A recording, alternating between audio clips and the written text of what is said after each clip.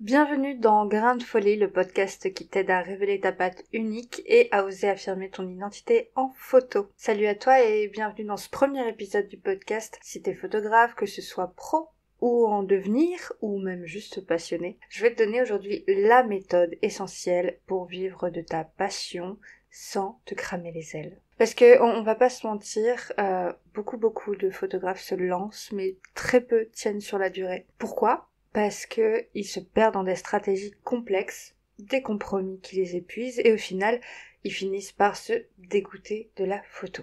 Et comme j'ai pas envie que ça t'arrive, je vais te donner les deux seules étapes, à mon sens, qui comptent vraiment pour faire de ta passion une activité viable, rentable, mais surtout épanouissante. Et ce podcast sera co-animé, si je puis dire, par GPT, mon assistant virtuel. C'est donc une intelligence artificielle. Il est socialement inadapté, mais ici on est tolérant. C'est ce qui fait aussi sa particularité et on l'aime beaucoup pour ça. Bonjour humain. Statistiquement, si vous écoutez ce podcast, c'est que vous cherchez à vivre de la photographie. Probabilité d'échec si vous ne suivez pas les conseils de Laurie, élevée.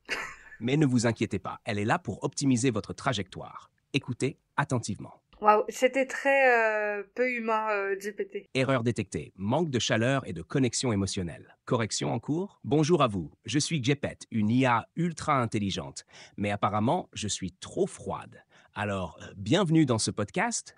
J'espère que vous allez bien, même si statistiquement, au moins 30% d'entre vous sont probablement fatigués ou stressés.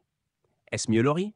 Ouais, c'est mieux, c'est mieux. On va commencer le podcast, je pense que c'est la meilleure chose à faire. Donc la première étape pour vraiment vivre de ta passion de la photo, c'est mets-toi à fond dans ce que tu kiffes faire et laisse tomber le reste. Je sais que c'est quelque chose qui est pas évident à entendre. On pense, surtout quand on débute, que on doit tout faire. Du mariage, parce qu'en plus ça paye le mariage, du portrait, parce qu'au moins ça ouvre à beaucoup de possibilités, du packshot pour dire de pouvoir avoir des contrats supplémentaires, et puis ne pas se fermer, du corporate aussi, parce que c'est un besoin qui est là.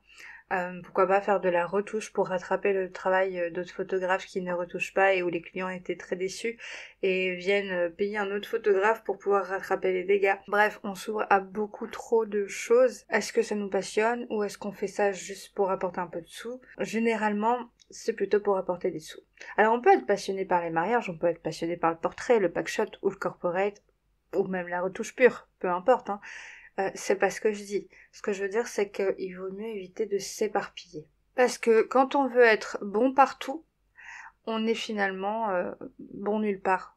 On est moyen partout et on n'arrive pas à développer son expertise et à être vraiment très doué dans un domaine. Donc le fait de vouloir prendre toutes les opportunités fait que tu vas t'éparpiller et que tu vas pas travailler vraiment ce en quoi tu as vraiment du talent. Et donc, le problème, c'est que t'attires pas non plus les bons clients. Parce que si tu proposes de tout, les gens savent pas vraiment c'est quoi ta vraie force. Tu vas attirer des clients qui vont être là, potentiellement, parce que tu proposes de tout et parce que t'es pas cher. Parce que généralement, dans ces moments-là, on se brade aussi, on y reviendra après. Donc, ce sera pas du tout des clients qui viendront pour toi, pour ton style, pour ton travail. Et clairement, ce sera pas agréable de travailler avec eux. Tu risques de te lasser aussi, à force de bosser sur des projets qui te passionnent pas. Tu vas forcément finir par t'ennuyer, voire détester la photo. Alors que si à la base tu t'es lancé parce que la photo ça te passionne, c'est beaucoup trop dommage de finir par te dégoûter de cette passion qui à la base te fait vibrer et peut-être qu'à la base c'est quelque chose dont tu peux pas te passer et c'est pour ça que tu veux en vivre. Une erreur courante c'est de croire qu'on doit tout accepter pour percer alors que la vraie solution c'est vraiment d'identifier qu'est-ce qui t'anime vraiment et de te spécialiser dedans. Alors, pas forcément en termes de type de photo. Ça peut être bien sûr ça. Ça peut être, tu te spécialises dans le mariage, tu te spécialises dans les photos de grossesse, tu te spécialises dans le portrait artistique, tu te spécialises dans le portrait de couple, j'en sais rien. Ou le portrait animalier, c'est pas forcément que ça. C'est surtout de te spécialiser dans un type de pratique qui va te pousser à avoir un style. Par exemple, tu peux te spécialiser dans la photo qui va aider les gens à se réconcilier avec leur propre image. Et donc, ce sera forcément pas le même angle que de la photo de mariage pour pouvoir avoir un souvenir de ce jour exceptionnel et raconter une vraie histoire de ces couples qui se marient. Ce sera forcément pas la même démarche que de raconter une naissance ou l'évolution d'un fœtus jusqu'à ce qu'il sorte de sa maman. Waouh. J'ai l'impression de parler comme GPT là, ça y est, il détend sur moi. Je voulais quelque chose de poétique et j'ai pas réussi. GPT, comment tu dirais ça de façon poétique, le fait de raconter l'histoire d'un fœtus qui grandit et qui finalement vient au monde? Poétique, langage métaphorique et évocateur, visant à susciter une émotion. Proposition. Au creux d'un monde liquide, une étincelle danse. Elle écoute le chant sourd des profondeurs, tisse sa peau dans l'ombre tiède, apprend le rythme d'un cœur qui n'est pas encore le sien. Puis un jour, l'eau devient lumière, le silence se brise en mille murmures et l'étincelle devient souffle. Elle quitte son ciel immergé pour toucher l'air et dans un cri, elle annonce au monde qu'elle est née. Poésie détectée à 87%. Est-ce satisfaisant, Laurie? D'accord, ouais, ok, Alors, tu pars loin quand même, mais c'est toujours plus poétique que ce que j'ai dit, c'est vrai. Bref, à partir du moment où tu vas te spécialiser dans une pratique, pas forcément te limiter à ça, évidemment, ça veut pas dire que tu dois fermer tes portes à toutes les autres pratiques en photo, mais simplement de tisser ton chemin vers une façon de raconter des histoires et quel type d'histoire tu vas raconter. Et ça, c'est vraiment important. Si tu kiffes le portrait créatif, fais-en ta spécialité et arrête d'accepter du packshot, arrête d'accepter du mariage. Concentre-toi là-dedans. Parce qu'en fait, c'est comme ça que tu vas apprendre, que tu vas créer ton expertise. Alors que si tu t'éparpilles, tu vas apprendre beaucoup moins vite. Si t'es fasciné par les voyages, par exemple, construis un univers fort autour de la photo de voyage, mais tu peux essayer de mettre cette vibe de voyage dans tes photos, raconter ça de cette façon-là. Tu vas faire des photos du coup en extérieur, tu vas pas t'enfermer dans un studio, tu vas vouloir te connecter avec la nature, faire peut-être des photos en forêt ou en montagne, si jamais c'est plus ça que tu kiffes, ou à la plage, si c'est ça ton truc. Essaye vraiment de partir dans un univers qui te parle et qui te ressemble. Parce que à vouloir faire comme tout le monde, tu ne feras que quelque chose de fade qui va finalement t'éteindre complètement. Plus tu feras quelque chose qui te parle pas, qui te passionne pas, et plus tu vas t'éteindre. Et c'est ça qui est dommage. Donc arrête de courir après des commandes qui te font pas kiffer et mets toute ton énergie dans la photo qui te fait vibrer. Ton objectif, c'est de clarifier ton univers. Quel type de photo te fait vraiment vibrer, déjà?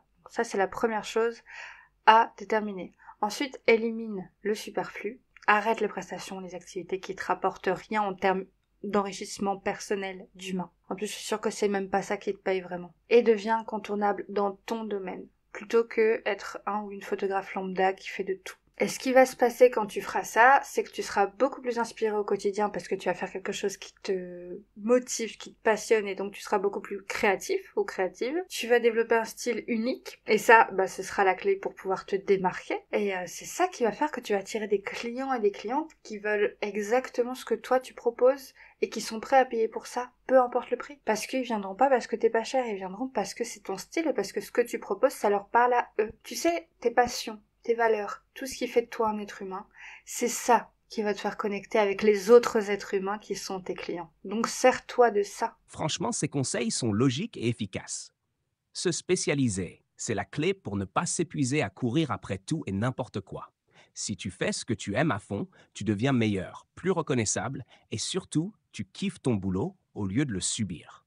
Si j'avais quelque chose à ajouter pour vos auditeurs, n'ayez pas peur de dire non. Dire non au mauvais projet, c'est dire oui à ce qui compte vraiment. Et accessoirement, ça évite de finir frustré avec un shooting de packshot alors que vous rêvez de portraits surréalistes sous la pluie. Est-ce une intervention socialement acceptable? Mais bravo GPT, tu t'améliores à une vitesse incroyable, c'est fou.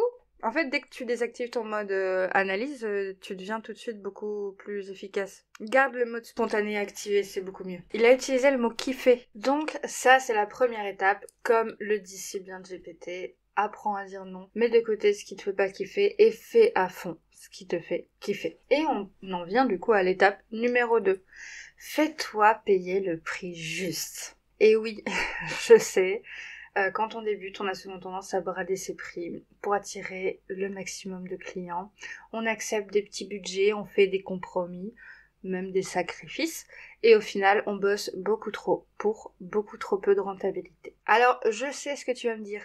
Oui, mais ce que je fais, c'est ma passion, je prends du plaisir à faire ce que je fais au quotidien, donc ça compense tout, et du coup, c'est compliqué de me faire payer plus parce que je veux faire ça. Alors oui, mais attends. Déjà, est-ce que t'as vraiment envie de travailler sur des projets qui te passionnent pas? Même si c'est de la photo. Oui, au début, peut-être tu vas dire, bon, j'ai des choses à apprendre, ok. Et quand tu maîtriseras un peu plus ces sujets-là et que tu vas commencer à te faire chier, tu vas faire quoi? Tu vas dire, ok, j'arrête ce type de prestation, je fais autre chose, et tu vas revirer de situation comme ça et changer de stratégie finalement tous les 6 mois. Le problème, c'est que ça, à long terme, c'est pas forcément viable. Tu peux faire ça, mais tu vas perdre du temps et tu risques de t'épuiser au final. Tu risques le burn-out en fait. Parce qu'il te faudra beaucoup de temps avant que ça fonctionne. Alors que si dès le début, t'es honnête avec toi, si le plus rapidement possible tu te dis ok, je veux faire ce genre de photo, même si t'es pas sûr à 100% de quoi, que c'est encore un peu flou, c'est pas grave, oriente-toi vers ce que tu sens, écoute ton instinct. Si dès ce moment-là, tu commences à te spécialiser un peu plus, à faire quelque chose qui te ressemble, à construire ton style et ton identité, tu vas pouvoir construire ça plus rapidement que si tu t'y mets dans 5 ans, quand tu auras déjà exploré absolument tous les styles possibles, tous les types de photos possibles, et que tu auras fait le tour au final et que tu te seras suffisamment dégoûté du reste. Le piège, quand tu fais ça, quand tu brades tes prix et que tu acceptes tout et n'importe quoi, c'est que tu travailles énormément pour pas grand chose, tu t'épuises, t'es frustré et tu perds toute motivation au final. Et donc tu te dégoûtes de la photo. Comme je disais tout à l'heure, si à la base tu fais ça parce que c'est ta passion et qu'au final tu te dégoûtes, t'auras perdu quelque chose d'essentiel pour toi. Et la vraie raison pour laquelle beaucoup de photographes abandonnent, c'est pas parce qu'ils manquent de talent ou de clients, c'est généralement parce qu'ils sont épuisés et sous-payés. Ils finissent en burn-out. En fait, quitte à finir en burn-out, autant retourner en entreprise, au moins tous les mois t'es payé la même chose et t'es sûr d'être payé. Là, tu prends beaucoup de risques en tant qu'entrepreneur pour au final pas être sûr d'être payé, pour au final t'épuiser encore plus, travailler beaucoup plus pour être payé beaucoup moins. Si t'as voulu vivre de ta passion, bah c'est quand même pour pouvoir vivre, déjà. Donc il faut quand même que tu puisses payer ton loyer, tes factures. Si tu peux pas faire ça, il y a un moment tu vas te dire, bon en fait c'est plus possible, je peux pas continuer comme ça, il faut que je reprenne un boulot. Et ça va te saouler. Donc déjà, fixe des tarifs qui sont justes. C'est tellement vrai. Quand tu travailles sans relâche pour des tarifs de misère, tu finis par perdre le goût de ce que tu fais. La passion ne peut pas survivre à l'épuisement, ni à la frustration de ne pas être rémunéré à la hauteur de son travail. Ce que je rajouterais, c'est que ça crée une spirale négative. Plus tu brades tes prix, plus tu attires des clients qui ne respectent pas ton travail. Ouais. Et plus tu te sens obligé de donner encore plus de temps et d'énergie pour compenser le manque. Et au final, tu t'épuises pour un résultat qui ne t'apporte ni satisfaction ni stabilité. Alors pour vos auditeurs, voici le conseil clé. Respectez votre temps. Et les autres finiront par le respecter aussi. C'est aussi simple que ça. Exactement, t'as tout compris. En fait, respecte-toi d'abord, en fait. Respecte ce que tu fais. Donne de la valeur à ton travail et à tes photos si tu veux que les clients donnent de la valeur à ton travail et à tes photos. Si tu trouves que les clients ne respectent pas ton travail, c'est que toi, tu dois pas le respecter correctement. Et combien de fois je vois des photographes se plaindre publiquement de clients ou de potentiels clients, de prospects qui respectent pas leurs tarifs, qui trouvent ça trop cher, etc. Mais en fait, si ils trouvent tes tarifs trop chers, c'est peut-être que la valeur perçue et le tarif sont pas forcément alignés. Et la valeur perçue, elle se travaille aussi par ce que toi tu mets dedans, par la valeur que toi tu mets dans ton service, à quel point toi tu vas croire au fait que ton service est vraiment utile pour tes clients et à quel point ça leur apporte beaucoup de choses. Si toi tu crois en la valeur de ton travail, tu verras que toutes tes actions vont découler de ça et faire que tes clients vont beaucoup plus aussi croire en la valeur de ton travail. Une erreur aussi courante, c'est vraiment de croire que quand on est moins cher, on attire plus de monde, alors que c'est faux. La vraie solution, c'est vraiment de se positionner sur le bon marché et imposer tes tarifs. Tu vas pas tâtonner, tu vas calculer des tarifs justes et une fois que c'est fait, ben tu les imposes et ils peuvent évoluer évidemment avec le temps. comme quand on démarre en entreprise, on est payé un certain salaire et puis après on est augmenté au fur et à mesure de notre expertise. Mais ne commence pas en dessous du salaire minimum, ne commence pas avec un prix qui au final te fait vivre dans la misère. Comment est-ce qu'on fixe ses tarifs? Comment est-ce qu'on fixe le bon prix finalement? GPT, t'as une idée de ça? Bien sûr, voici comment je le vois pour fixer un bon prix. 1. Évaluez la valeur que vous apportez.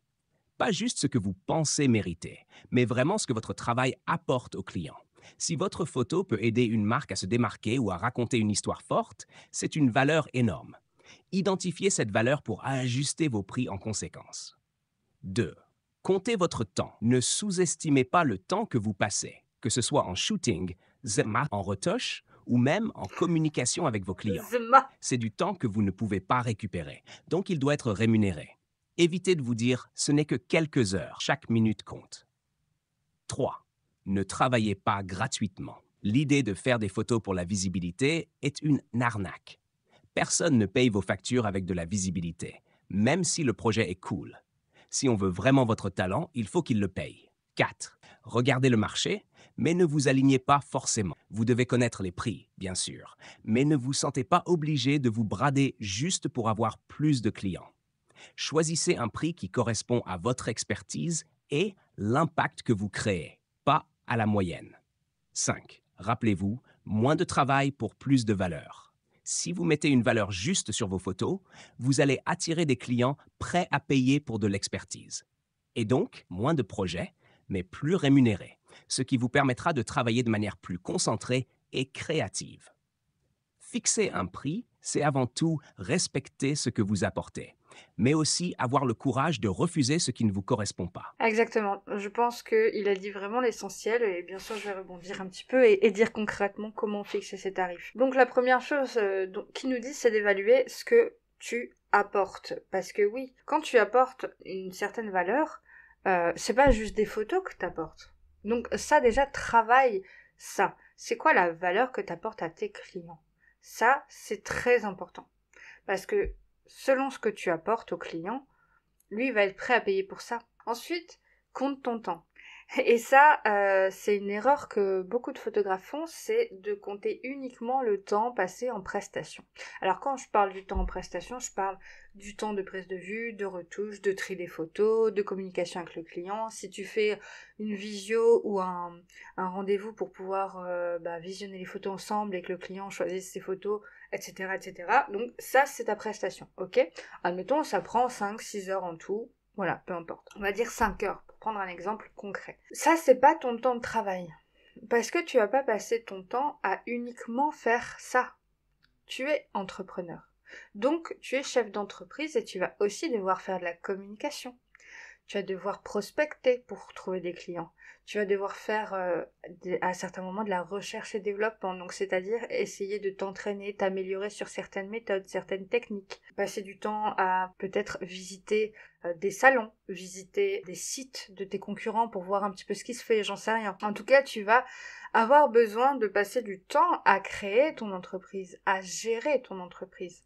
Tu vas aussi avoir du temps sur la compta, l'administratif, mais c'est même pas le temps qui sera le plus compliqué. Tu vas passer du temps aussi à budgéter, à voir un petit peu comment fixer tes tarifs, à te former aussi. Et tu auras aussi des congés, entre autres, parce que faut savoir que en tant que chef d'entreprise, si tu arrêtes de travailler, ton business ne tourne pas tout seul pour toi. Donc ça aussi, ça doit s'impacter sur tes tarifs. Déjà, la première chose, c'est quand tu as ton temps de prestation, par exemple 5 heures, comme on l'avait dit, et ben dans ce cas, tu vas rajouter 30% à ce temps-là. Parce que dis-toi que ça va pas te prendre 100% de ton temps de faire des prestations, tu auras 30% de ton temps de travail. Admettons, tu travailles 35 heures par semaine, ben sur ces 35 heures, 30% ce sera consacré à tout le reste, à la gestion de ton entreprise. Et encore, c'est un minimum, ça. C'est un minimum parce que selon comment tu travailles, ça pourrait être 40-50%. Donc, à force, avec l'expérience, vois combien de temps ça te prend, tout ce qui est autre que temps consacré à tes clients et à tes prestations. Mais ce temps-là, il faut que tu le prennes en compte dans tes tarifs. Donc, ça veut dire que si tu mets 5 heures, par exemple, pour une prestation, en réalité, tu vas devoir rajouter 30% à ces 5 heures. C'est-à-dire 1h30. Tu vas devoir compter en réalité que cette prestation te prend 6h30 et non pas 5 heures. Même si en réalité, elle te prend 5 heures. Parce qu'à ça, tu vas te dire qu'il y a 30% de ce temps qui a servi à communiquer, à prospecter, à gérer ton entreprise, ta compta, etc., etc. Et qu'à un moment donné, tu vas aussi devoir te prendre des congés, sinon tu vas péter un câble. Quand on est payé dans le salariat, dans une entreprise, c'est hors de question de ne pas être payé quand on est en vacances, quand on est en congé. Donc quand tu prends des congés, t'es payé, on est d'accord. Donc en tant que chef d'entreprise, pourquoi ce serait différent? Quand tu es salarié, faut te dire que t'as une retraite pour laquelle tu cotises. Franchement, c'est pas le cas.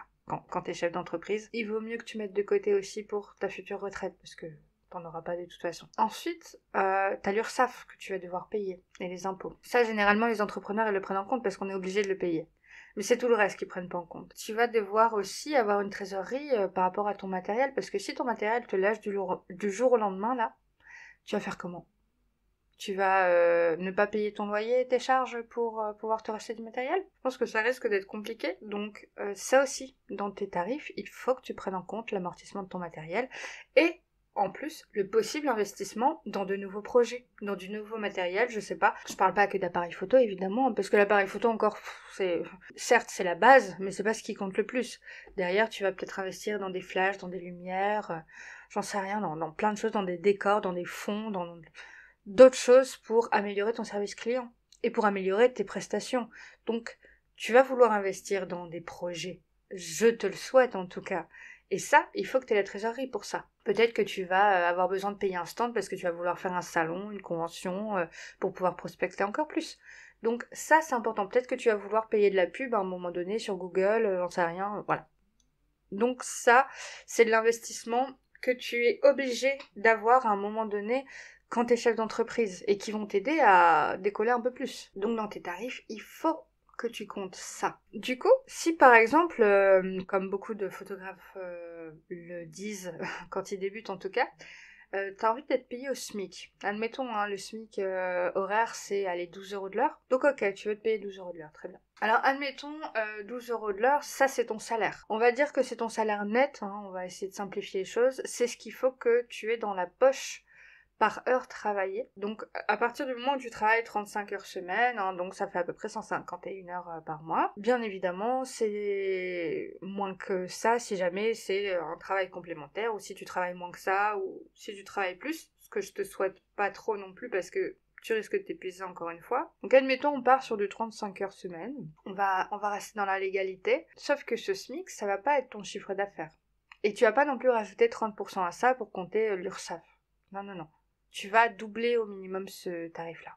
Tu vas le doubler parce que en réalité, ton chiffre d'affaires, il va falloir te dire que 50% de ce chiffre d'affaires va partir dans l'URSSAF, les impôts éventuels, et aussi, je sais pas, par exemple, dernièrement, on entend le seuil de TVA qui va diminuer, etc., qui risque de mettre pas mal dans la merde quelques entrepreneurs. Là, à l'heure où je parle, ça a été suspendu, mais voilà, on sait pas de quoi l'avenir est fait. Pour pallier à ce genre de problème, pour pallier à une problématique imprévue, c'est important quand même d'avoir un petit peu de trésorerie. Ensuite, l'amortissement du matériel. Ton matériel, il coûte et ça aussi, il faut que tu le rembourses. Quand tu travailles en entreprise, t'es salarié, on te fournit le matériel, tu vas pas le payer de ta poche. Eh ben, en entreprise, c'est toi qui le paye. Donc, tu vas pas le payer de ta poche, de ton salaire. Tu vas le payer avec ton chiffre d'affaires supplémentaire. Ta retraite, tu vas cotiser, tu vas mettre de l'argent de côté pour ta retraite, une assurance vie, des choses comme ça. Des choses qui vont te permettre d'être en sécurité. Tu vas avoir besoin d'une mutuelle aussi. En entreprise, bon, c'est pas le cas partout évidemment, hein, mais parfois t'as la mutuelle, t'as des avantages. Que ce soit mutuelle, ticket resto, des choses comme ça. Bon, des fois t'as des avantages avec le comité d'entreprise. Là, c'est pas ton cas quand t'es chef d'entreprise. Donc, il faut que tu mettes cet argent de côté pour pouvoir avoir cette sécurité, que tu puisses investir par la suite ou pallier à un problème, en plus des cotisations qui sont obligatoires évidemment. Donc c'est 50% de ton chiffre d'affaires que tu vas devoir mettre de côté. Une partie servira pour l'URSSAF, les impôts, et une autre partie servira de trésorerie. Ça c'est hyper important. Et si actuellement tu achètes ton matériel avec finalement ton argent personnel, si tu n'as pas de trésorerie, si tu n'arrives pas à mettre cet argent de côté, que tu payes ton URSSAF et qu'après tout le reste, t'es obligé de le dépenser dans tes factures parce que tu galères, c'est que tes prix ne sont pas assez élevés. C'est que tu travailles pour être payé moins que ce dont tu as besoin pour vivre. Et comment calculer ce dont tu as besoin pour vivre, bah, il va falloir que tu calcules, ok, tous les mois, j'ai toutes ces factures-là à payer, j'ai tel loyer, j'ai tel abonnement, j'ai ceci, cela, je dois manger, donc il me faut tel budget course, il faut que je nourrisse mes enfants potentiellement, hein, et mes animaux, si j'ai des animaux, que je puisse, je sais pas, partir en vacances de temps en temps pour s'aérer. Et même si c'est pas partir en vacances, c'est se prendre des congés, en fait. Compte que tu as 5 semaines minimum dans l'année où tu ne travailleras pas. Donc ça, il faut que ça s'impacte aussi sur tes tarifs. Tu as 2 semaines de formation qu'il va falloir t'accorder quand même pour dire de continuer à évoluer, tu es obligé. Tout ça, il faut que tu le prennes en compte. Il faut que tu prennes en compte du coup tes besoins, donc tout ce que tu dois payer. Ça, c'est ce que tu as besoin comme salaire. Donc pour ça, tu calcules chaque mois, j'ai besoin de autant. Je vais travailler 35 heures semaine, ce qui veut dire 151 heures par mois. Ces 151 heures par mois, tu les remets sur une année complète, donc tu multiplies par 12, et tu retires à ça les 5 semaines de congés payés et 2 semaines de formation. Donc tu retires 7 semaines en tout. Tu les ramènes de nouveau à 12 mois, et tu verras que déjà tu auras moins de 151 heures par mois. Tu auras autant que tu dois avoir par mois, donc le nombre d'heures qui te reste et ce que tu dois récolter par mois, bah ça, tu vas pouvoir le mettre ensemble et dire, ok, ce dont j'ai besoin, je divise par le nombre d'heures. Et là, tu as ton taux horaire. Ton taux horaire net, c'est ton salaire net. Et à partir de là, tu vas le doubler au minimum. Parce que ça va te permettre, comme je disais, de compenser toutes les cotisations, tous les trucs supplémentaires que tu vas devoir payer, etc. Donc ça, ce sera ton salaire net que tu auras par heure travaillée. Tu le doubles pour avoir un tarif décent qui couvre ton matériel, qui couvre l'URSSAF, etc., toutes tes charges, etc., d'entreprise. Bien évidemment, si tu as un local, si tu as du coup des charges professionnelles, il va falloir que tu prennes ça en compte dans ton tarif final, donc que tu les ajoutes, et pas dans ton salaire perso. Essaye de distinguer les choses. Je sais que quand on est en micro-entreprise, comme on distingue pas les choses, et du coup on a tendance à tout mélanger, mais il faut vraiment que tu distingues les choses, sinon tu vas péter un câble. Donc tu auras ton taux horaire de chiffre d'affaires, ok? Tu auras ton chiffre d'affaires par heure. Et admettons que tu te retrouves avec 30 euros, ce qui est absolument très bas, ok? C'est pas très élevé. Donc si t'es à moins de 30 euros, remets-toi en question. Admettons t'as 30 euros par heure de chiffre d'affaires brut, hein, avant impôt, avant URSSAF, etc. Du coup, si t'as une prestation qui dure 5 heures, donc 6h30, tu fais fois 30, t'es à 195 euros. Pour travailler 6h30, pour travailler 5 heures avec tes clients et donc 6h30 réel, on est à 195 euros si t'as 30 euros de l'heure. Donc maintenant, essaye de calculer combien de temps tu passes avec tes clients pour une prestation, à combien tu te retrouves au final en termes de prix, et essaye de te dire est-ce que je suis vraiment juste ou pas. Généralement, on évalue très mal le temps qu'on va passer sur une séance. Généralement, on se dit on va y passer 5 heures et en réalité on y passe 10 parce qu'on a envie de bien faire, parce qu'on a envie de bien travailler et qu'on a envie de remettre de la qualité à nos clients. Parce qu'on est passionné. Accorde-toi la possibilité de faire bien et pas devoir travailler dans l'urgence. Et effectivement, travaille pas gratuitement, à moins d'avoir quelque chose en échange, mais quelque chose qui a de la valeur pour toi. Quand on fait son portfolio au début, qu'on se fait la main, c'est vrai qu'on peut avoir tendance à faire ça. On peut le faire, mais pas trop longtemps. Ou alors avoir un prix très bas. On peut très bien le faire pour un prix très bas, c'est déjà très bien. Mais en échange de la possibilité de diffuser les photos. Faut que ce soit la condition sine qua non et que ce soit pas négociable. C'est pas du travail gratuit, c'est du travail en échange d'une rémunération qui est autre que financière, à la limite, mais il y a rémunération quand même, et la visibilité n'est pas de la rémunération. Et ensuite, évidemment, c'est important de regarder un petit peu ce qui se fait sur le marché, en tout cas, ce qui correspond à la gamme tarifaire de ton expertise, hein, bien sûr, parce que sinon il y a de tout. Par contre, le but c'est quand même de faire en sorte de fixer tes propres tarifs et de ne pas forcément t'aligner à la concurrence, mais essayer plutôt limite de faire différemment de ta concurrence, comme ça il n'y aura même pas de comparaison possible. Propose un service qui est différent.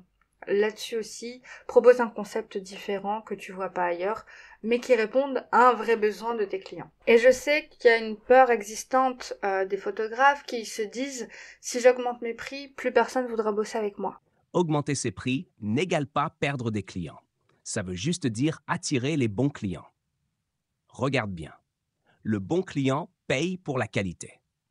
Si tu fixes des prix trop bas, tu attires des clients qui n'apprécient pas forcément ton travail à sa juste valeur. Ceux qui se soucient de la qualité, de l'impact de ton travail et qui en ont vraiment besoin sont souvent prêts à payer plus pour ça. 2. Les clients qui fuient à cause d'une augmentation de prix, c'est souvent ceux qui ne sont pas prêts à investir dans ton art. Ce n'est pas toi qui perds, c'est eux. Au final, tu te débarrasses des clients basiques qui t'épuisent pour laisser de la place à ceux qui respectent ce que tu fais. 3. Plus de valeur, moins de travail, mais plus intéressant.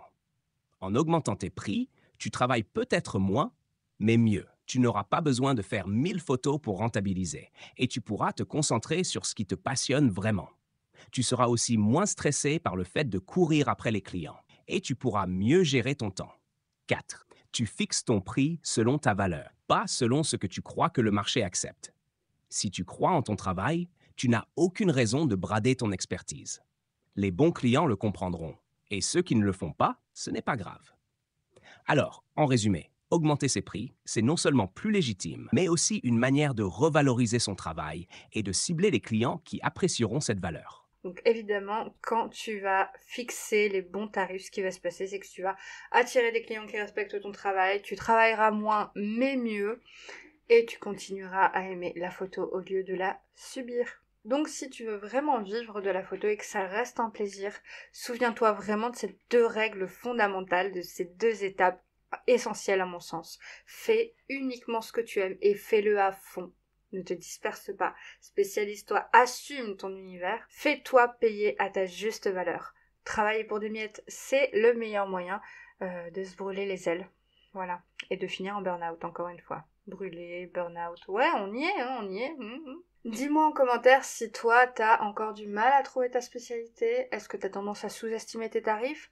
Ou est-ce que tu bloques sur autre chose aujourd'hui? Dis-moi un petit peu quelle est ta plus grosse problématique. Et si jamais tu as du mal à trouver ta spécialité ou ton style unique en tout cas, sache que j'ai une formation qui t'aide à ça. Ça s'appelle Révèle ton identité artistique et il y a vraiment une phase introspective qui va te permettre de te recentrer sur qu'est-ce qui compte vraiment pour toi, sur tes valeurs. Ensuite, tu vas apprendre tous les codes visuels et artistiques pour avoir des photos impactantes, pour pouvoir véhiculer les messages que tu veux véhiculer dans tes photos et pouvoir raconter des histoires à travers tes photos, des histoires qui te tiennent à cœur. Donc les codes visuels comme les couleurs, comme les formes graphiques, les lignes, les courbes, tout ce qui compose une photo, les différents cadrages, tout ça, comment faire tes choix finalement pour pouvoir raconter ce que tu veux en photo.